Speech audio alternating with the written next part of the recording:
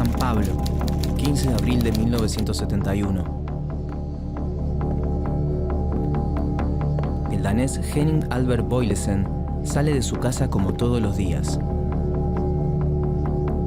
Boilesen forma parte del grupo de empresarios que financia el terrorismo de Estado en Brasil y mantiene una relación cercana con los represores. Suele presenciar sesiones de torturas. Esa mañana lo asesinan en la calle. Desaparece una pieza en el tablero. Pero en Brasil, la relación entre la dictadura y el poder económico continúa.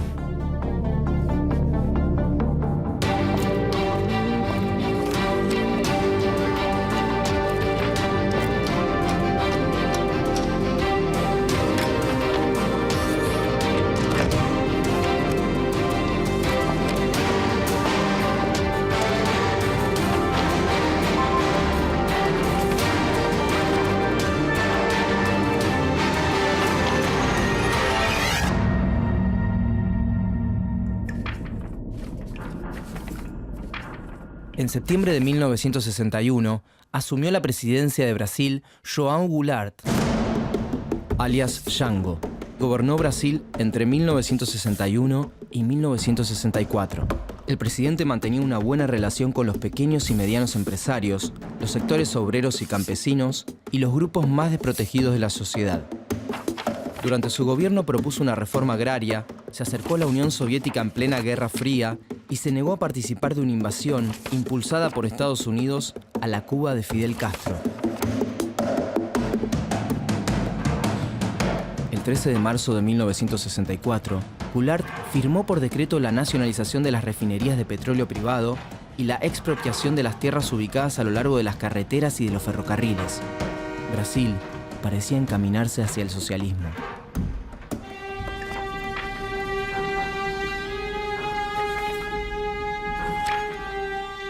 Seis días después, 500.000 personas se concentraron en San Pablo para manifestarse en contra del gobierno en la Marcha de la Familia con Dios por la Libertad. Las clases media y alta temían el avance del comunismo, pero la convocatoria a la marcha no fue espontánea. Detrás de la organización estaba la CIA. En este escenario, el 25 de marzo, la Marina inició un motín encabezado por José Anselmo dos Santos, alias Cabo Anselmo.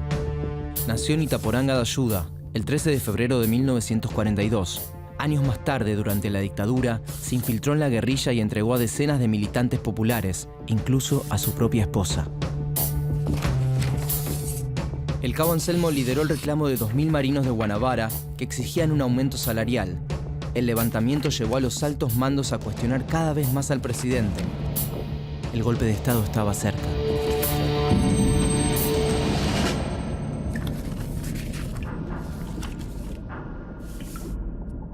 El 31 de marzo, los militares tomaron el poder. Las Fuerzas Armadas, apoyadas por los gobernadores de los estados más modernos, la Embajada norteamericana y el Parlamento, obligaron al presidente a exiliarse. Goulart abandonó el país y viajó a Uruguay. Lejos, en Estados Unidos, el secretario de Estado adjunto para los asuntos interamericanos, Thomas Mann, festejaba. Espero que usted esté tan feliz respecto del Brasil como lo estoy yo, le dijo al presidente Lyndon Johnson. Pienso que es lo más importante que ocurrió en el hemisferio en los últimos 3 años, le contestó el primer mandatario.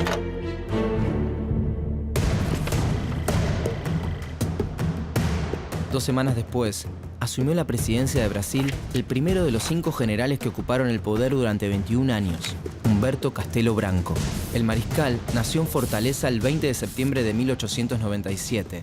Fue uno de los líderes del golpe militar. Caminharemos para a frente com a segurança de que o remédio para os malefícios da extrema esquerda não será o nascimento de uma direita reacionária. Después de tomar el poder, los militares brasileños siguieron convocando al pueblo a votar. Podían participar de los comicios solo 2 fuerzas: la Alianza Renovadora Nacional, ARENA, que representaba al oficialismo, y el Movimiento Democrático Brasileño, MDB, que agrupaba a los opositores. Quedaban excluidos del juego electoral los políticos señalados como peligrosos para la seguridad nacional. A diferencia de otras dictaduras, el régimen potenció la industria en vez de destruirla. Frente a una América Latina en crisis, entre 1968 y 1973, el país se transformó en la octava economía mundial. La dictadura presentaba sus logros como el milagro brasileño. Pero la contracara del éxito fue la miseria y el hambre. Brasil aplicó un plan de ajuste dictado por el Fondo Monetario Internacional que mandaba a enfrentar la inflación a través de una reducción en los salarios. En la década de los 70, la pobreza afectaba al 49% de los brasileños, en Argentina al 8%. La proporción de indigentes en Brasil alcanzó el 25%, en Argentina solo el 1%. Brasil fue el primer país de América Latina que implementó la Doctrina de Seguridad Nacional, una política difundida por el Departamento de Estado estadounidense que redefinió el papel de las Fuerzas Armadas en el Cono Sur. Las fronteras dejaron de ser territoriales para convertirse en ideológicas, y los militares actuaron como una fuerza de ocupación en contra del gran enemigo común, el comunismo. Miles de brasileños sufrieron detenciones ilegales y arbitrarias, torturas, desapariciones forzosas, asesinatos y ocultación de cadáveres. La represión y la eliminación de opositores políticos se convirtieron en una práctica sistemática. Detrás estaban los grandes industriales y latifundistas que financiaban el terrorismo de Estado. Uno de ellos fue Henning Albert Boilesen, el empresario danés al que le gustaba presenciar las sesiones de torturas. Cuentan que él mismo compró en el exterior una máquina de tortura a la que llamaban en su honor Pianola Boilesen. Los represores recibieron el entrenamiento especial de un espía de la CIA, Dan Mitrione. Nació el 4 de agosto de 1920 en Italia. Llegó a Brasil desde Estados Unidos en 1960. Era conocido como el maestro de la tortura. Mitrione armó una fuerza policíaca que a fines de 1969 ya contaba con 100.000 efectivos y 523 elementos especializados. El agente de la CIA mandaba levantar lincheras de la calle para practicar las técnicas de tortura. Mitrione murió en 1970 en Uruguay. Fue asesinado por la guerrilla.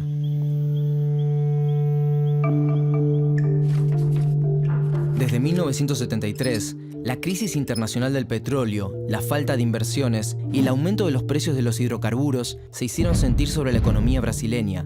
El apoyo de los empresarios comenzó a diluirse, pero además la oposición tomó un nuevo impulso. Para esa época, grupos de izquierda formados por miembros de la clase media decidieron enfrentar a la dictadura brasileña a través de la lucha armada. La dictadura respondió con más represión.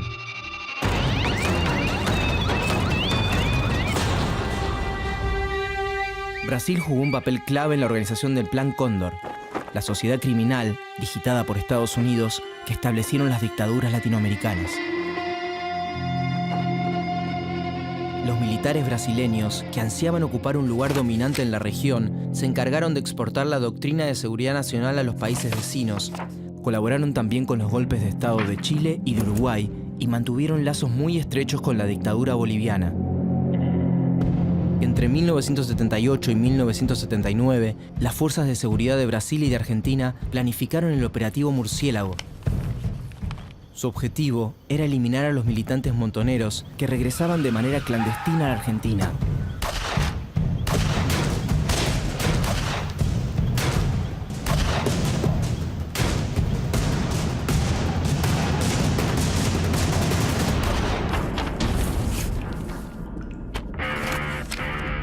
En 1978, los metalúrgicos comenzaron una serie de huelgas.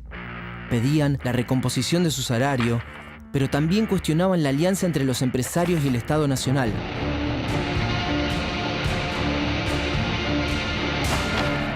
Entre los líderes de la protesta se destacaba un joven gremialista, Luis Inácio da Silva. Se lo conocía como Lula. El dirigente sindical nació en Caetés el 27 de octubre de 1945. Con los años, se convirtió en un hombre decisivo para la política brasileña.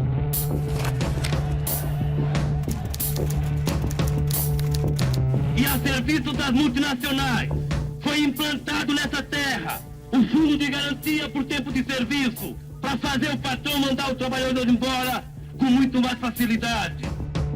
En 1980, Lula da Silva fue detenido y encarcelado en represalia por una huelga que se extendió por más de un mes. La respuesta de los trabajadores a su reclusión fue un recrudecimiento de la medida.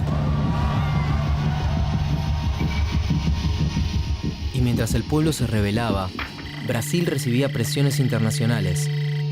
La Guerra Fría estaba perdiendo terreno y el fantasma de la seguridad nacional ya no tenía razón de ser. En Estados Unidos, el presidente James Carter condenaba las violaciones a los derechos humanos de los gobiernos del sur de América y apoyaba la democratización del continente. En las calles, la población pedía elecciones presidenciales directas. La dictadura debía empezar a organizar su retirada. En 1985, el Parlamento eligió a Tancredo Neves como presidente, pero su muerte sorpresiva dejó en el cargo a su vicepresidente, José Ribamar Ferreira de Araújo Costa, más conocido como José Sarney. Nació en Pineiro el 24 de abril de 1930. Durante la dictadura, fue uno de los líderes políticos defensores de la continuidad del régimen. Bajo su presidencia se dictó una ley de amnistía que incluyó a todos los presos políticos, civiles y militares. Sarney dictó una nueva constitución, pero no se modificó el poder de las Fuerzas Armadas brasileñas. En la actualidad, esta Carta Magna continúa vigente. Brasil tuvo que esperar 4 años más para lograr las elecciones directas. En 1989, millones de electores que jamás habían votado a su presidente eligieron como primer mandatario a Fernando Collor de Mello.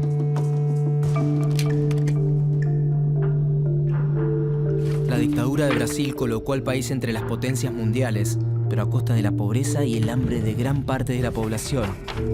Los militares brasileños fueron líderes en la planificación del terrorismo de Estado en la región. El régimen militar había dejado un total de 434 muertos y desaparecidos.